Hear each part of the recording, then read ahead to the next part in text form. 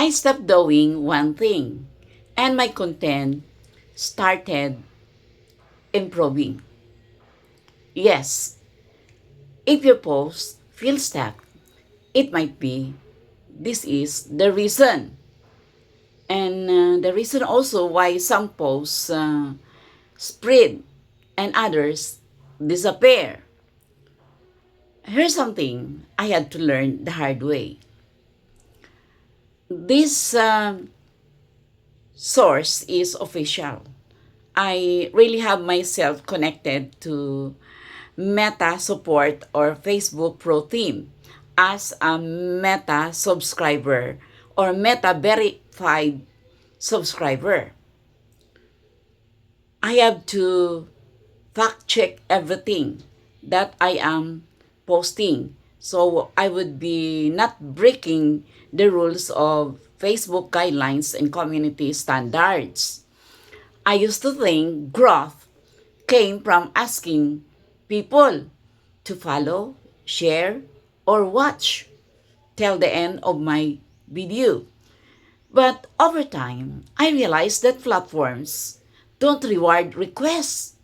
They reward results. What actually matters is how people respond naturally, not artificially. Are they staying longer on your content? Are they reacting without being told or commanded? Are they sharing your content because it genuinely helped or resonated with them?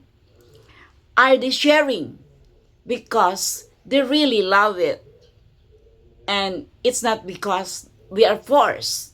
That's the difference. Instead of focusing on what to ask from our audience, like follow, share, save, and watch my full video, we must focus on what you are giving them or what we are giving them. Instead of really having those words of, although those are CTA or call to action, but the recent updates of Meta, it would be already classified as engagement bait, especially if it will be done regularly. It's okay as long as it is seldom that you will be doing this. But if for every video you would be mentioning this, you are somewhat forcing your audience to follow you. And it's already classified as inorganic engagement.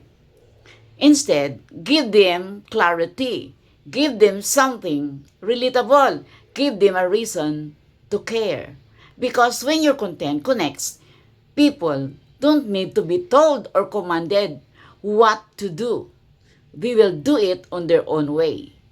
And that's the kind of engagement that actually grows your content long term.